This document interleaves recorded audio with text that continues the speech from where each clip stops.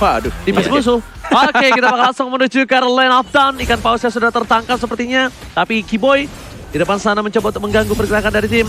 Anarchy Hoshi, R7 masih mengcover, tapi ternyata parcanya bakal dipasang oleh seorang Finn. Rian tertutup, Kiboy tertangkap. Hilang di depan sana, ini membuat tim Anarchy Hoshi mendapatkan satu buah kesempatan untuk Bapak Lord yang terhormat. Yes. Walaupun lagi-lagi masih Lord yang pertama, Boots-nya langsung menjadi Dragon from Hell. Mencoba untuk langsung mengganggu ke arah tengah. Boots-nya ke arah sini. Dan bahkan Albert ada satu Lord yang terhormat. Dan bahkan Sans-nya sendirian. Nggak ada tempat Sans. Double kill dan langsung di-trade begitu aja. Tapi lihat cewek dan cewek mencoba untuk speed push dan dapetin turret di arah top lane-nya.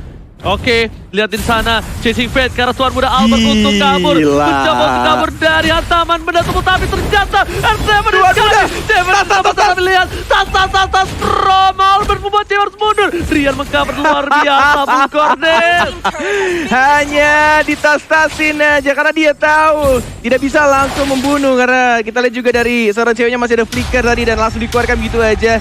Hanya sedikit menakut-nakuti dari tuan muda Albert. Back to the game, Albert ya sudah maksimum level.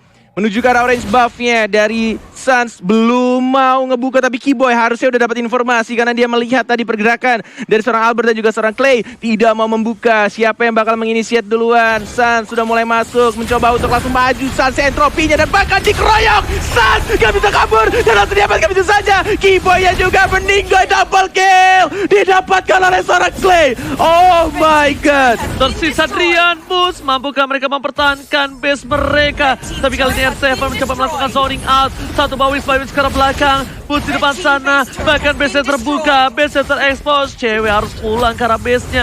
Melihat para pemain tim Onyx Esports kali ini Albert masih pool lebih. Ini bukan bayi alien. Ini tuan muda. Jangan panggil aku anak kecil, paman. Yes. Walaupun dapetin satu inhibitor turret, karena kita tahu juga ini masih Lord yang pertama. Dan bahkan belum bisa langsung nge-end game-nya. Kita tahu yang harus benar-benar dituju dan hilangkan adalah Drian-nya. Dan hashtag battle challenge-nya Go Onyx.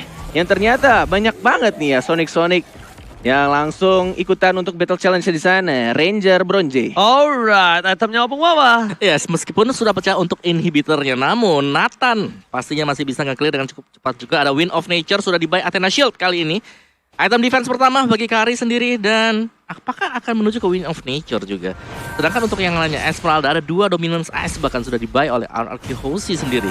Dari Aldous, Brute Force, Thunderbelt, Domi Ice, dan itulah item-item defense yang bakal dipakai untuk bisa menerjang langsung ke garis belakang karena dia sangat butuh banget.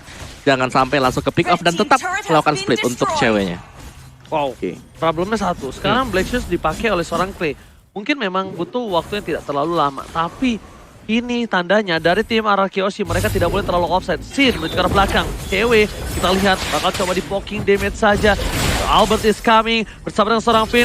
Finn kali ini dikeket tapi ternyata tercancel begitu saja. Cover yang dilakukan dari seorang Dian di arah top lane membuat para pemain tim Onyx perlahan sedikit untuk mundur. Glorious Pathway, Kiboy is coming. Dilebar ke arah belakang dan Force Starboard dipaksa. Langsung ada Bus membuka naganya untuk cover para pemain dari tim Onyx Esports. Bukan untuk ofensif tapi untuk defensif. Salam olahraga. Yang pastinya kita langsung bilang aja di sana dari R7 ketika ditonjok berkali-kali, dipukul berkali-kali, justru malah ditempelin, diikutin, mau kemana sini, pukul aku sayang. Aku tidak takut, aku tempel terus-menerus.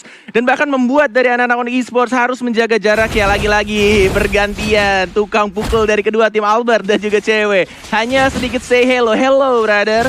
Cuma dipukul untuk double jab and then balik lagi ke arah bus tengah. Tinju dibalas tinju. Dikeluarkan di arah top lane sana karena ada 2 petinju yang sangat-sangat memberikan damage besar. Cewek, Aldous, dan juga Albert.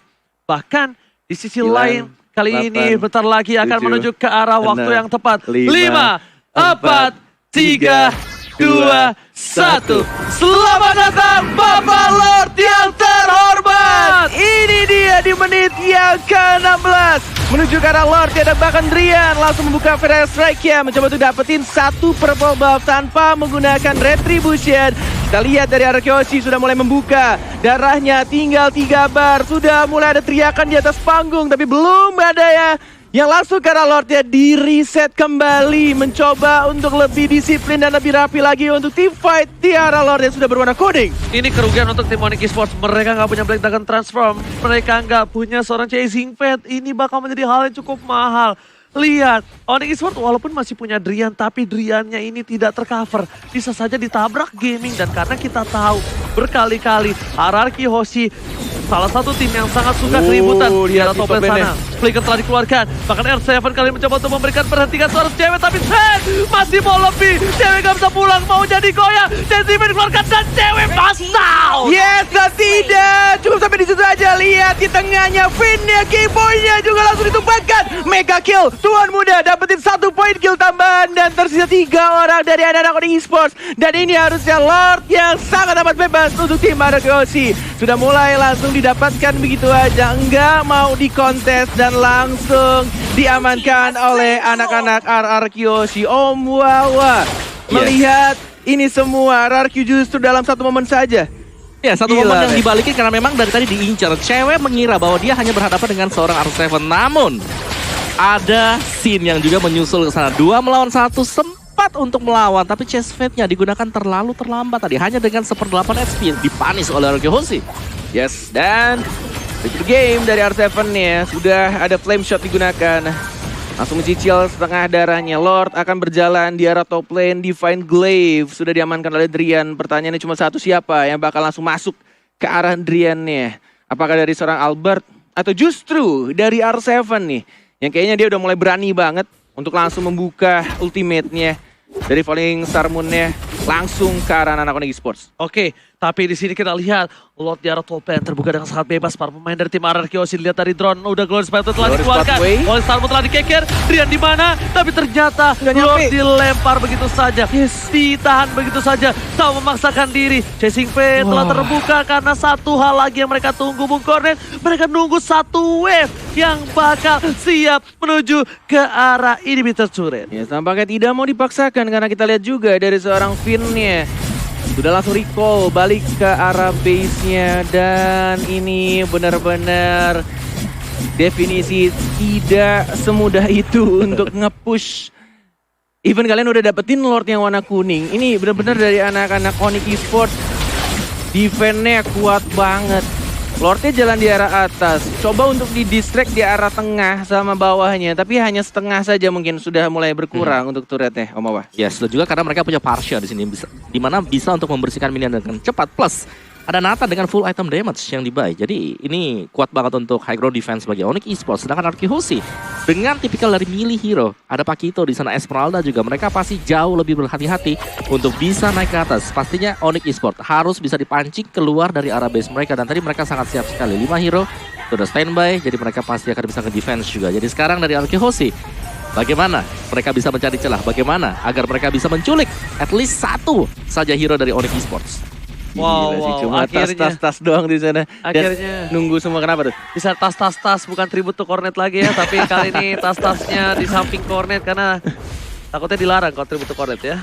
Oke, tapi kali ini lihat di mid sana, kita lihat udah ada para pemain dari tim RRQ yang bersiap berjaga di arah rerumputan hutan belantara. Itu Clay, Hutan mancing doang tak tuh. terdeteksi. Clay dengan sepatu yang hitam kegedean dan bahkan dia mulai memancing keributan kali ini dengan wajahnya yang menyebalkan mungkin di depan sana. Iya, cuman udah tuh. Ayo Minta- sini dong. Minta di pick off gak? Iya, sini dong, datengin aku dong. Cewek juga di depan, udah sama-sama muncul. Sudah saling memberikan informasi, yang pastinya sudah ada backup, udah ada abang-abangannya. Tapi kita di arah tengahnya belum ada Glorious Pathway. Cewek hanya diem aja, nonjokin ke arah minion. Dan bahkan Strike sudah mulai dibuka dari arah Kyoshi, dan bahkan dilempar begitu saja. Cewek diselamatkan oleh ejectornya, belum langsung dapetin 1 poin kill. Masih bisa untuk defend ke belakang, masih bisa survive, dan masih bisa belum bahkan untuk memulai perang baru di sini. Mau dipaksakan gak? Sudah mulai dimaju begitu saja, dan bahkan ejector dia yang diincar. Oh my god, dari Esports 1 pukulan yang sangat sakit. Clay masih menggunakan 1 Black Shields ya. Belum ada Albertnya belum langsung masuk ke arah tengah, dan bahkan finish sekarang mencoba untuk dikejar dari seorang saja. Super position dapat 1 poin kill lagi. Oh my god, justru Onyx Esports yang memenangkan team fight barusan. 2 player RRQ yang harus tumbang. Aku tanya jawab cepat, Opung Wawa, kenapa mereka memaksa team fight? Satu jawaban aja. Karena Sin tidak punya immortal. Salah. Glorious Pathway. Glorious Pathway. Mereka buka Glorious Pathway di tengah. Di saat pulang mereka nggak ada Glorious Pathway. Informasi telah diberikan. Sin walaupun dia punya Purify, tapi dia nggak punya Flicker. Jadi tak tercover dan lihat Opung Wawa apa yang terjadi. Porak-poranda. Yes, dan juga tanpa Immortal tadi. Kalau kita lihat memang langsung ditargetkan boots-nya ke sana. Chase Fan langsung ke sana juga dan satu bogem dari Aldous menumbangkan Sin, dan Drian sudah menyempurnakan 6 item dia. Genius One untuk last item bagi Parsha sekarang, dan bahkan Onyx Esports lah yang mendapatkan Lord, dan sekarang momentum untuk Onyx Esports dan balik lagi milih heroes dari RQ Hoshi, dan bahkan untuk Kari sendiri range-nya masih cukup pendek meskipun itu adalah hero marksman, dan long range lebih dipegang oleh Onyx Esports. Ada Drian untuk Parshanya. Feather Airstrike pasti hit siapapun juga, belum lagi dengan adanya Nathan. Gila sih, ini benar-benar Royal Derby, emang pertarungan antar kedua raja, dan bahkan dari lesin team fight yang lagi-lagi masih ada Rose Gold Meteor di cover oleh Calvin. Gila. 3 orang dari seorang Sin-nya. Ini pertanyaan gue adalah, Sin apakah Rose Gold-nya bakal diganti sama Immortality atau tetap dengan Rose Gold-nya? Karena harusnya ini cooldown-nya, atau lebih tepatnya masih ada cooldown ketika armor-nya sudah mulai muncul tadi. Oke, tapi itu tentunya bakal kita saksikan kali ini karena yang lebih mahal adalah Lord. Udah bergerak, Jalan di atas. Sans bakal coba bergetar, tapi entropi dibuka, membuat Lord Sharko bebas. Di tengah sana udah ada satu buah partai dengan PDS strike-nya Bung Cornet. Harus mencoba untuk nge-defend. Apakah momen bisa didapatkan oleh seorang tim RRQ, bahkan Santia yang lagi-lagi diculik begitu saja. Ejector dilempar begitu jadi Solvin-nya, mencoba untuk langsung maju lagi Sin-nya. Tidak bisa mengejar, dan bahkan Boots-nya hanya menjadi naga untuk kabur ke arah belakang. R7 si tukang pukul dari tim RRQ mencoba untuk menahan body block ke arah ceweknya, dan langsung ditap begitu saja. Cewek, Sin, dan langsung ada Flicker. Masih bisa untuk bertahan lagi-lagi. Keyboy bermodalkan ejector dan menyelamatkan teman-temannya, selalu begitu. Tapi di tengah sana lihat Kimonya diajar habis-habisan. Turretnya hilang. Membuat RRQ Hoshi mendapatkan kesempatan yang cukup mahal. Dan bukan hanya Kimo yang nyelamatin seorang cewek, seorang Boots. Lihat, Boots semuanya, bro. Boots nempel. Kenapa? Karena setidaknya dengan adanya naga itu, kalau turunnya sama, landing air 7 sama, dia terkena damage dari seorang Boots. Surprise dari seorang Ambat yang langsung menonjok ke arah seorang Putas, dan langsung dapatkan begitu saja dari seorang Sin-nya. Benar-benar serangan yang sangat amat membuat Putas benar-benar kaget di sana, Walai. Terkejut, terheran-heran, dan bahkan posisinya sama. 8 turret untuk kedua belah pihak Oppo. Yes, dan di sini berarti bahwa dari RQ Hoshi dan juga Onyx Esports mereka sudah tidak boleh berbuat kesalahan ataupun mungkin ingin maju, ingin nge-end secara langsung. Ini sudah punya full item semuanya. Tarik ulur, kiting pasti harus dilakukan oleh RQ Hoshi dan juga Onyx Esports. Tapi Onyx Esports mereka punya global presence. Mereka masih punya cewek yang bisa berada di titik manapun untuk map dari Land of Dawn. Dan kalau kita lihat dari itemnya full damage untuk Parshanya, dan juga untuk Lilia sendiri masih ada satu item defense, ada Athena Shield karena memang cukup pede. Yes. Apalagi dengan punya Black Shoes, jadi ada 2 nyawa yang bisa diamankan juga.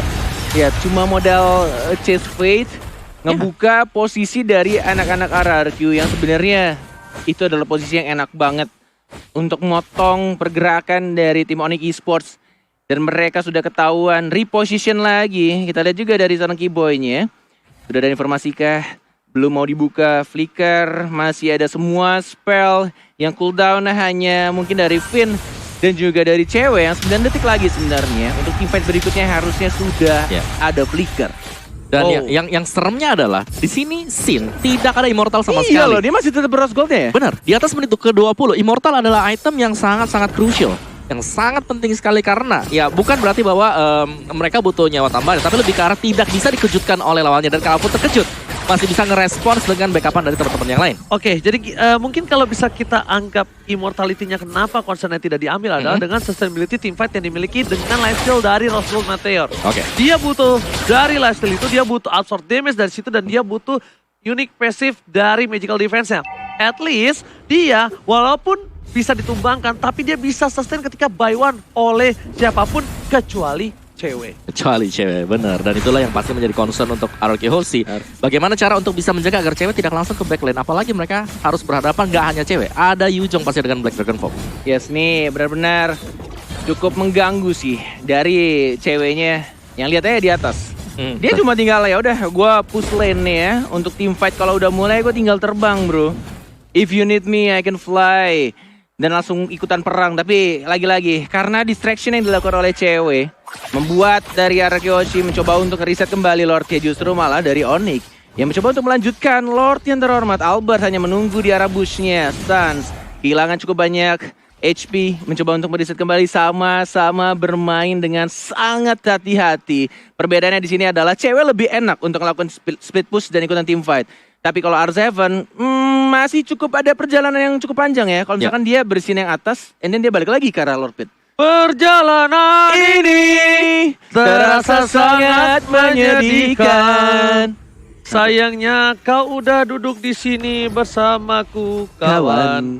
Waduh. Pas kan? Lanjut gak nih? Banyak ya. Oke. Hey. Tapi Sorry. kenapa yang aku lihat di sini ya? Di mana Onyx Esports itu selalu yang memancing keributan. Karena apa? Karena posisinya Onyx Esports ini tahu Sin tidak punya immortality. Udah kata semua, semua. Oh, mau di hajar kah? Ya. Wah, Sin, buy one situation Ah, kau. chase speed. Udah ketahuan. Masih di cancel. Dimajuin sama Sin, lihat bro. Ayo sini, mau buy one, gas. Nggak takut gua bro, langsung dimajuin begitu aja. Masih sama-sama cukup agresif dari kedua marksman. Dari kedua tim. Gila, bener-bener ayo lo maju, gua majuin. Lo mundur, gua juga ikutan mundur. Oke, ini player agresif dari kedua belah pihak dan bahkan kita bisa bilang Suns gak peduli dia jungler dan bahkan Boots di depan sana masih coba untuk membuka Golden dengan Staff? clear minion saja. Golden Staff setelah didapatkan. Apa yang dijual pertanyaannya? Sepatu kah? Dari siapa? Dari Sin. seorang Sin ya? Dari Sin. Bentar, Dari- enggak sepatu.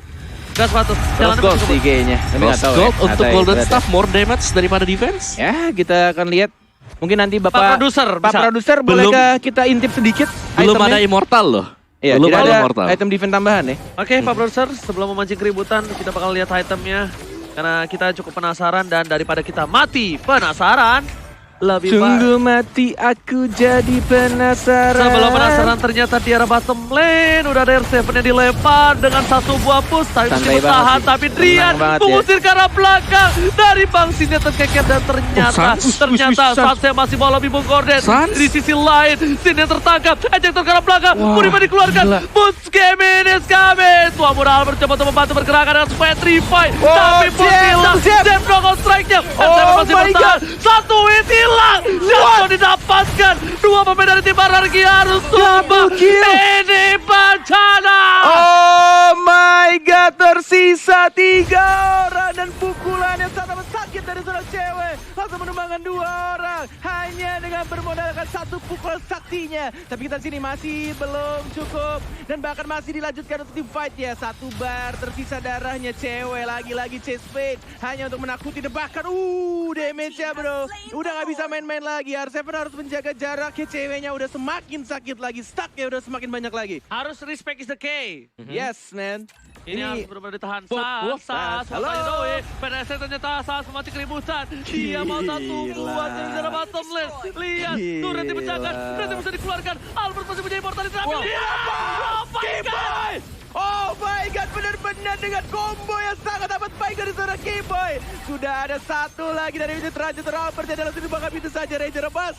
Berdaya, ini bencana. PDS yang dibuka, Sin seorang diri, nggak bisa menetap ke arah belakang dan harus merelakan chasing fans masih mau lebih. S7 Gila. 2 kali tumbuh, langsung dipecahkan. Sin kali ini masih dapat bertahan. Kiba di depan sana, BS yang mengejar pilihan. Nggak Sekarang bisa, berbuat nggak banyak bisa, sakit. CC Raja Langit mengamankan game yang kedua.